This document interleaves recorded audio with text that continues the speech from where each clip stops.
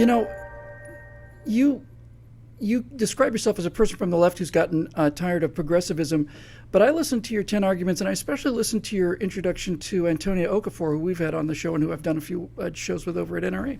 Mm-hmm. And your description of gun control was about as moral a case as you could make for gun ownership that I've ever heard.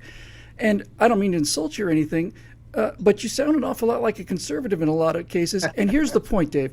I started out a lot more liberal too. I was a lot more liberal when I was in college. Obviously, I was a theater major, surrounded by actors and writers and dancers and things. But when people say to me, "Well, you seem really nice for a conservative," they'll often say, "What is it you're trying to conserve?" This is the argument we never have.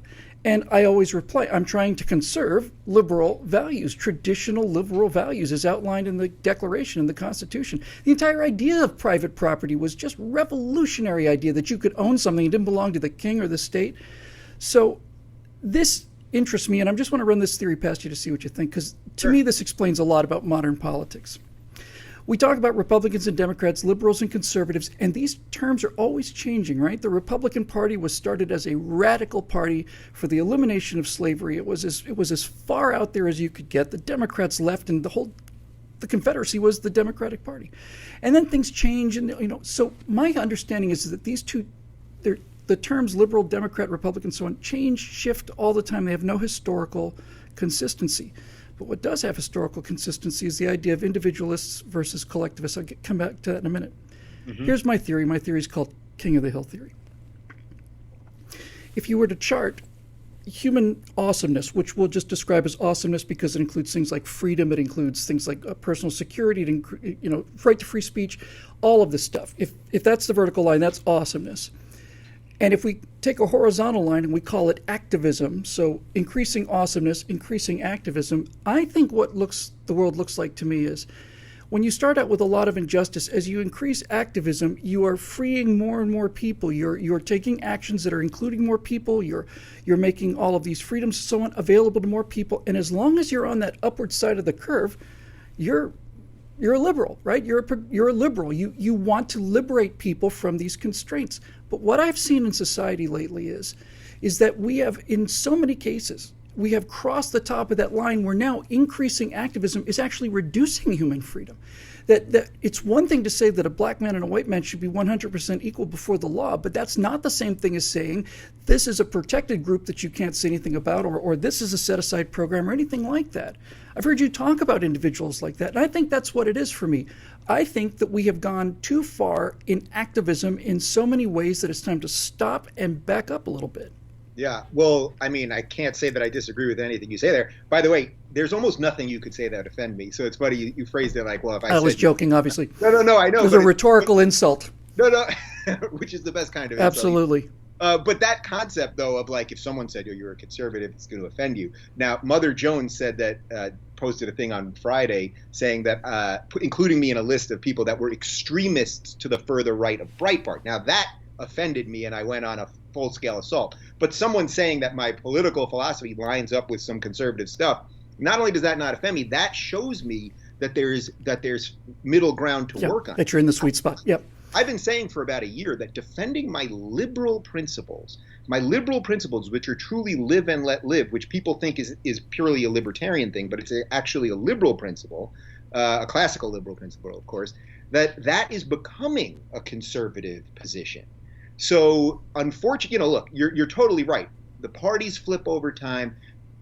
I am, look, being a liberal, whatever that means to you, has somehow over the last X amount of years has become embedded in somehow you're a Democrat. And if you're a conservative, you're somehow a Republican. Right. So the chessboard is up. The pieces are everywhere right now. None of the traditional labels make sense anymore. It's funny. You've got things like, Trump comes in and he's against, the sanctuary cities. So now suddenly you have people on the left defending states' rights. Yeah, that's right. That's right. And when he was elected or not inaugurated, liberals were saying we're going to go out and buy a gun. And I do some shows with the NRA. In fact, I work for the NRA now as a commentator. And our attitude was, congratulations, welcome to the club. If you're afraid all of a sudden that the government is going to do you harm, then you are on the right side of the argument. And we're not saying we don't want the liberals to be armed because we want, no.